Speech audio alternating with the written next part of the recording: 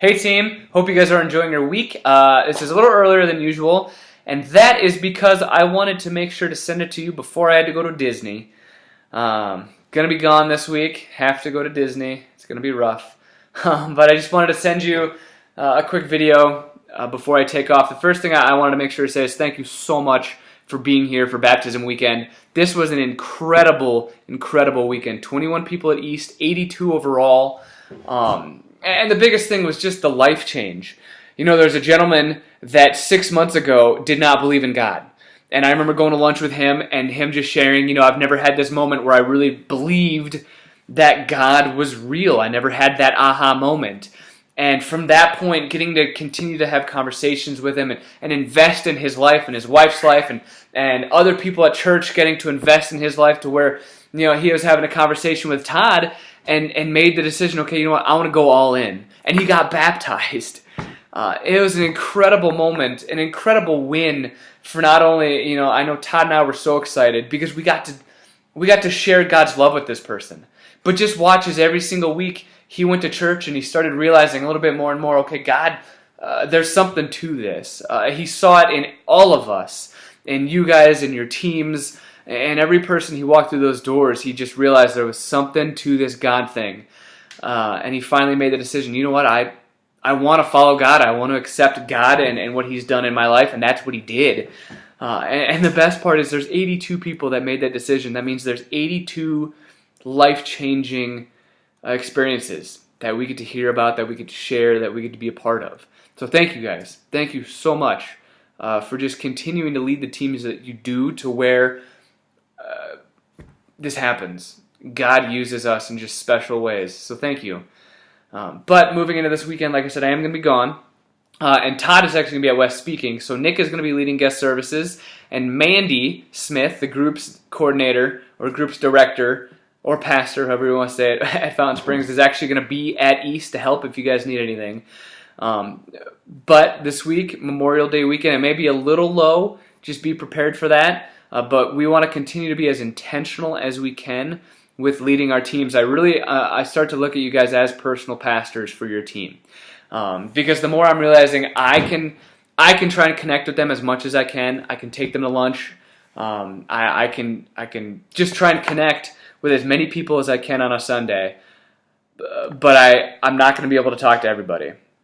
Whereas if we as a team collectively say, okay, this is my team, I'm going to be their personal pastor today. I'm going to make sure that I talk to them, that I connect with them, that I invest with them.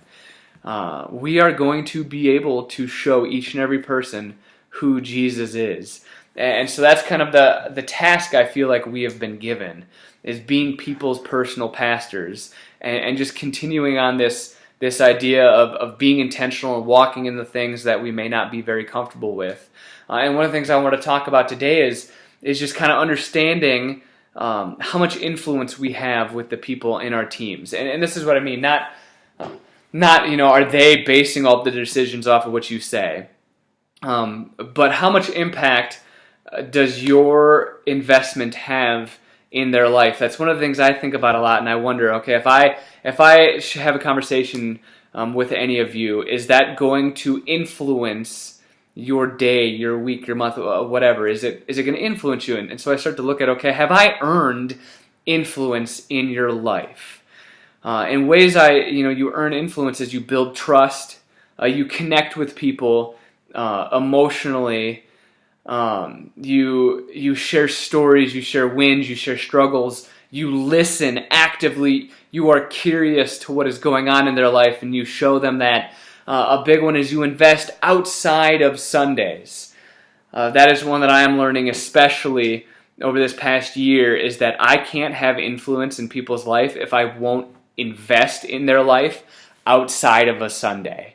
Are we doing those things to build influence within our team? And the reason we want to build influence in our team is because we want to continue to lead them to become better disciples, to become better disciple makers. Jesus, when he was here, was incredible about building influence. His words, his actions had weight. And it's because he had so much influence, because of how much he was willing to invest in people's lives. And so I want us to start, I want us to do that same thing, to be actively growing our influence by investing in people's lives. By actively listening, by actively being curious about what's going on, by actively, connecting with them, not just Sunday, but outside of Sunday. One of the things I challenged you guys to do was to text somebody on your team. If you go into your group, when you go look at your schedules to send them, you can click over where it says participants in a participant tab, and it gives you everyone on your team, and it'll give you their email and phone number. You have access to text or call or email anybody on your team and just say, hey, I've been thinking about you. How's your week going? Taking them out to lunch, taking them into coffee, giving them a bright God moment in their week where you're showing them that, hey, not just Sunday, but I want to be here for you. I'm not just going to coach you on Sunday, but I want to coach you in anything you need. I want to invest regardless of what day it is. That's what building influence is all about. That's what being a disciple maker is all about. And I think to be intentional, that's what we need to do. I want to end with Louis Giglio gave an incredible message a while ago that I was listening to. And one of the things he said was ownership means putting something on the line. Well, I want us to start putting something on the line. Maybe it's our time. Maybe it's our comfort. But put something on the line to show somebody that we want to love them. We want to show people who Jesus is. And taking ownership on that maybe means, okay, I'm going to make them a priority today. I'm going to make texting somebody on my team a priority. I'm going to make taking so-and-so to coffee a priority today. But taking ownership of that, letting them see, hey, I care about you enough to invest outside of a Sunday and continue to build that influence to where our words, the things we say to them, impact them in a powerful, godly way. So let's continue to do that. Let's continue to be intentional about how we are pastoring our teams. And I think right now we're doing an incredible job. The community we're forming, the connections we're having, the life change we're seeing just within our teams is awesome. But we can always continue to grow in that. The final thing I wanted to share with you is just more logistical this week. We have communion coming up. And so if anybody is willing to come a little early, I was going to ask the ushers if they'd be able to come a little early. Most everything will be set up. We just need juice poured into the cups right before services. And so if you'd be willing to come a little bit early and help with that, like 7:45, 7:50, that would be awesome. Or help after the 9 a.m. service and just get all those ready. But thank you guys so much. Thank you for being a part of this team and everything you've been doing.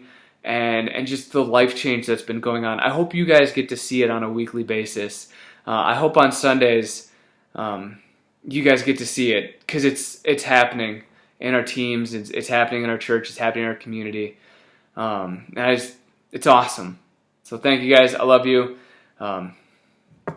We'll see you after I get back from Disney, I guess. Bye.